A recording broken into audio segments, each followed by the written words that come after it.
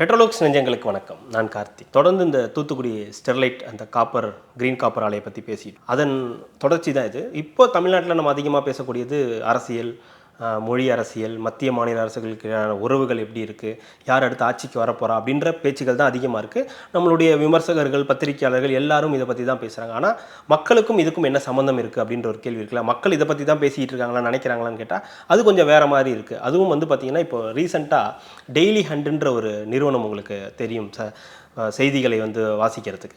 அந்த நிறுவனம் நடத்திய ஒரு கருத்து கணிப்பு. அந்த கருத்து கணிப்பில் என்ன நடந்திருக்குன்னா, கிட்டத்தட்ட பிப்ரவரி 17லேருந்து 28 வரைக்கும் இந்த கருத்து கணிப்பு நடந்திருக்கு. அதில் பல்வேறு விதமான கேள்விகள்லாம் கேட்கப்பட்டிருக்கு. அந்த கேள்வியில் மிக முக்கியமான ஒரு கேள்வி என்ன வச்சுருக்காங்கன்னா, மீண்டும் ஸ்டெர்லைட் கிரீன் காப்பர் ஆலையை திறந்தால் அதற்கு ஆதரவு தெரிவிப்பீர்களா அப்படின்ற மாதிரி ஒரு கேள்வி கேட்டிருக்காங்க.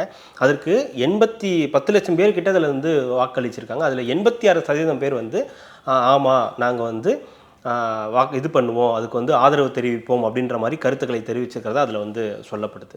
இதில் என்னன்னு பார்த்தீங்கன்னா, இப்போது நம்ம அந்த தூத்துக்குடியில் இருக்கக்கூடிய இந்த லோக்கலில் இருக்கக்கூடிய ஆளுங்களை என்ன சொல்கிறாங்கன்னா, அதில் வேலம்மாள் ஒருத்தவங்க என்ன சொல்கிறாங்கன்னா, இந்த தூத்துக்குடி ஆலையை 8 வருஷமாக மூடி இருக்குது. இதனால் பார்த்தீங்கன்னா வேலைவாய்ப்பு, எங்களோட வாழ்வாதாரம்லாம் பாதிக்கப்பட்டிருக்கு, பெரிய பொருளாதார பிரச்சனையை நாங்கள் சந்திக்கிறோம் அப்படின்ற ஒரு கருத்தை சொல்லியிருக்காங்க. அதில் அப்புறம் மாரியப்பன் ஒருத்தர் இருக்கார். அவர் என்ன சொல்கிறாருன்னா, இது பார்த்தீங்கன்னா எங்களுடைய வாழ்வாதார பிரச்சனையாக இருக்குது, இதனால் எங்களுக்கு வேலை வாய்ப்புகள் இல்லாமல் நாங்கள் பிற நகரங்களுக்கு போய் வேலை பார்க்கக்கூடிய ஒரு சூழல் இருக்குது அப்படின்னு சொல்கிறாரு.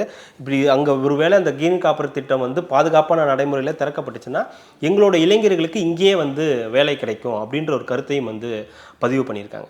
கிட்டத்தட்ட பார்த்தீங்கன்னா இது ஒரு 7-8 ஆண்டுகளாக இந்த இது மூடப்பட்டிருக்கு.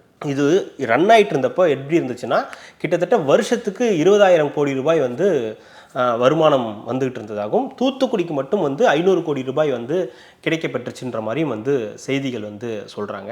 பொதுவாக இப்போ எல்லோருடைய கருத்து, அந்த தூத்துக்குடி மாவட்ட மக்களுடைய கருத்தும் இந்த மாதிரி இதெல்லாம் ஒத்துப்போவது என்னவா இருக்குன்னா, தூத்துக்குடி அந்த கிரீன் காப்பர் ஆலை திறக்கப்படணும், அதனால் சுற்றுச்சூழலும் மாசுபடக்கூடாது, அதுவும் நடவடிக்கை எடுக்கப்பட்டு அந்த மக்கள் வாழ்வாதாரமும் பொருளாதாரமும் நிலைநிறுத்தப்படணும் அப்படின்றது தான் ஒட்டுமொத்த அந்த தூத்துக்குடி மக்களுமே விருப்பப்படுற ஒரு விருப்பமாக இருக்குன்றது தான் இதில் இருக்கக்கூடிய செய்தியாக இருக்குது.